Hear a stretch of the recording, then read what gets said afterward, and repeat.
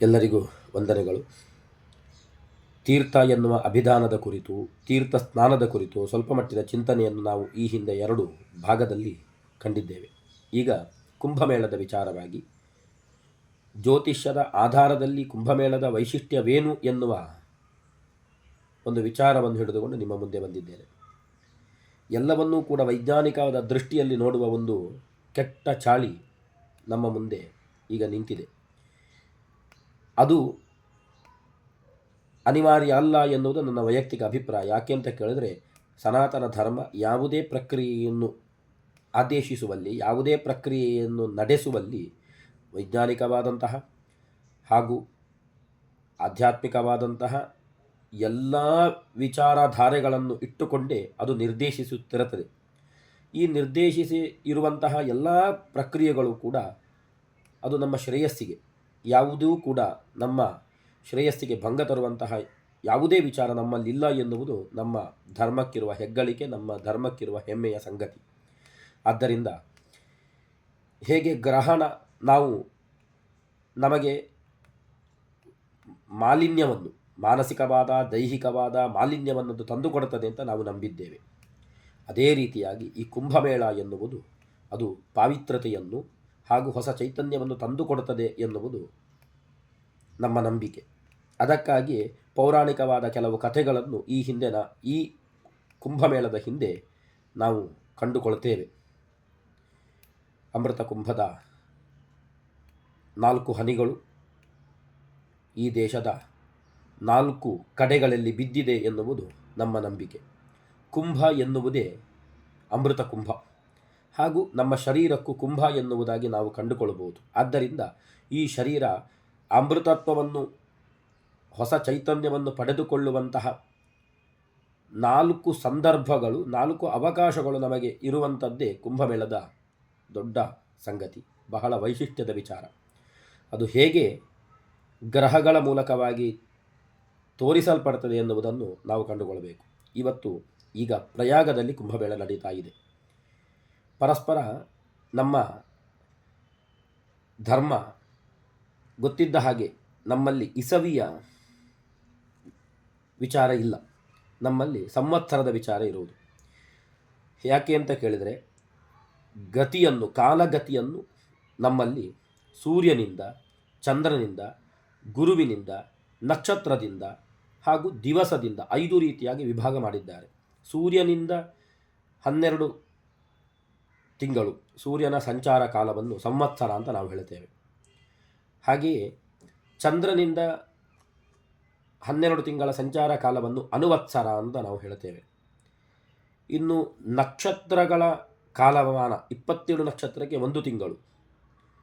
ಆ ರೀತಿಯ ಹಾಗೆ ನಾವು ಈ ಷಷ್ಟ್ಯಬ್ಧ ಶಾಂತಿ ಇತ್ಯಾದಿ ಶಾಂತಿಗಳನ್ನು ಮಾಡುವಾಗ, ಅಥವಾ 1 ವರ್ಷ ಮಗುವಿಗೆ ಆಯುಷ್ಯಾಭಿವೃದ್ಧಿಗೆ ಶಾಂತಿ ಮಾಡುವಾಗ ಈ ನಕ್ಷತ್ರಮಾನವನ್ನು, ಅದಕ್ಕೆ ಇಡವತ್ಸರ ಅಂತ ಹೇಳುವುದು.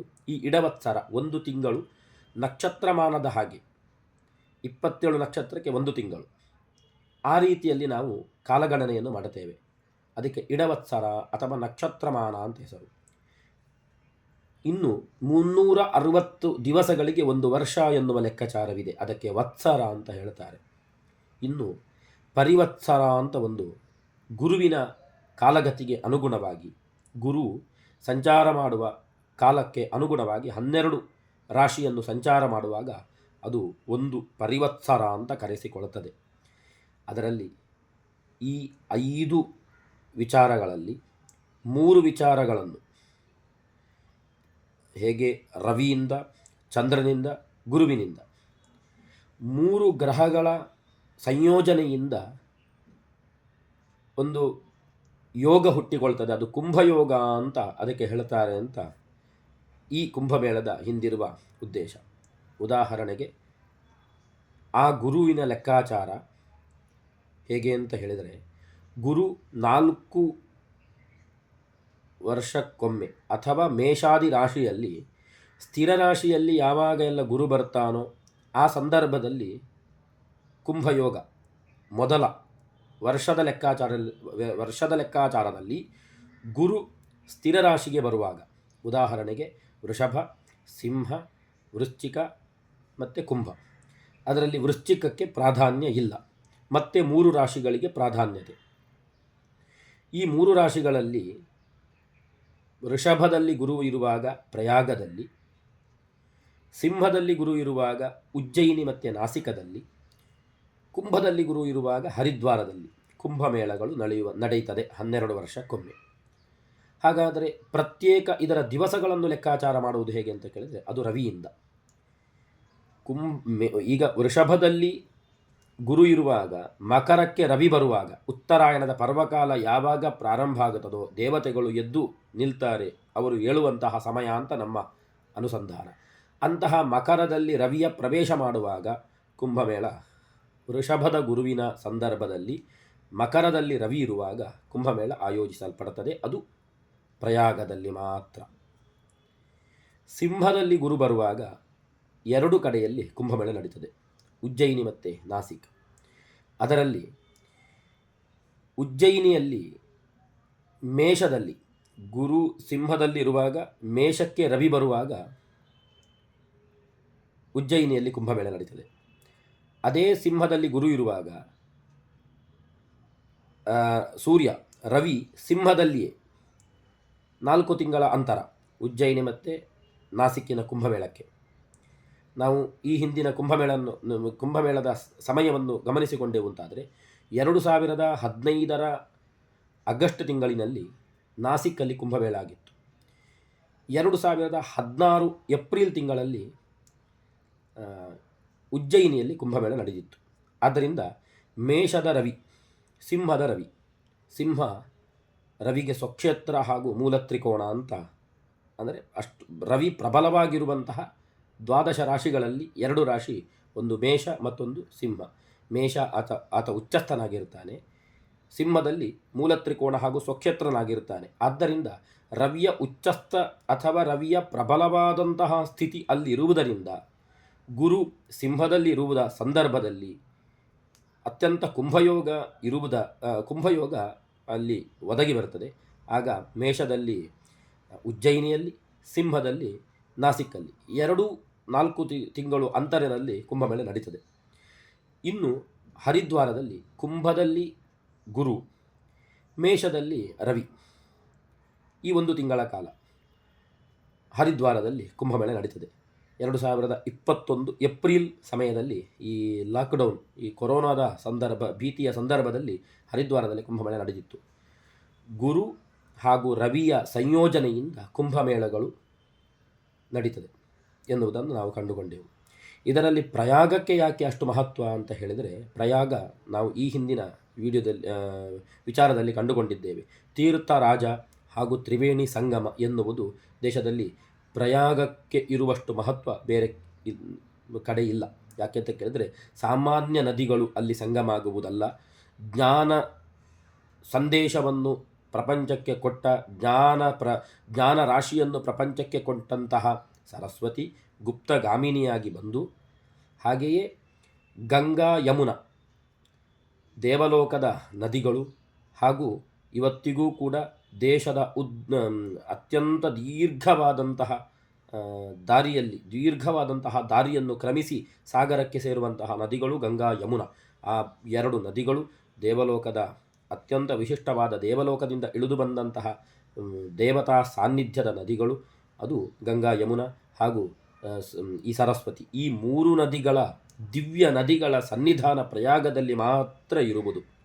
ಆದ್ದರಿಂದ ಸಾಮಾನ್ಯ ನದಿಗಳ ಸಂಗಮ ಅಲ್ಲ, ಅದು ದೇವನದಿಗಳ ಸಂಗಮ ಎನ್ನುವ ಕಾರಣಕ್ಕಾಗಿ ಪ್ರಯಾಗದಲ್ಲಿ ವೃಷಭದಲ್ಲಿ ಗುರು ಇರುವಾಗ ಮಕರಕ್ಕೆ ರವಿ ಬರುವ ಈ ಸಂದರ್ಭ 12 ವರ್ಷಕ್ಕೊಮ್ಮೆ ಅದು ಕುಂಭಯೋಗವನ್ನು ಒದಗಿಸಿಕೊಡುತ್ತದೆ. ಹಾಗೆಯೇ ಇನ್ನು ಶಾಹಿ ಸ್ನಾನ ಯಾಕೆ ಹಾಗಾದರೆ 1 ತಿಂಗಳು ಪೂರ್ತಿಯೋ ಅಂತ ಕೇಳಿದರೆ ಇಲ್ಲ. ಇನ್ನು ಒಂದು ಗ್ರಹ, ನಾವು ಚಂದ್ರನನ್ನು ಗಮನಿಸಿಕೊಳ್ಳಬೇಕು. ಚಂದ್ರ ಯಾವಾಗ ಹುಣ್ಣಿಮೆಯ ಕಾಲ, ಅಮಾವಾಸ್ಯ ಕಾಲ, ಇದು 2 ಶಾಹಿ ಸ್ನಾನಕ್ಕೆ ಹೇಳಲ್ಪಡುತ್ತದೆ. ಶುಕ್ಲ ಪಂಚಮಿ ಅದು ಶಾಹಿ ಸ್ನಾನ ಅಂತ ಹೇಳಲ್ಪಡುತ್ತದೆ. ಇನ್ನೊಂದು ಶಿವರಾತ್ರಿ ಈ ಪ್ರಯಾಗದಲ್ಲಿ ನಡೆಯುವಂತಹ ಸಂದರ್ಭದಲ್ಲಿದ್ದರೆ, ಇಲ್ಲದಿದ್ದರೆ ಯಾವಾಗ ಹುಣ್ಣಿಮೆ, ಅಮಾವಾಸ್ಯೆ, ಸಂಕ್ರಾಂತಿ ಹಾಗೂ ಶುಕ್ಲ ಪಂಚಮಿ ಇನ್ನು ಕೆಲವು ಸಂದರ್ಭದಲ್ಲಿ ರಥ ಸಪ್ತಮಿ ತಿಥಿ, ಈ 4 ಸಂದರ್ಭದಲ್ಲಿ ಶಾಹಿ ಸ್ನಾನಗಳು ನಡೀತದೆ.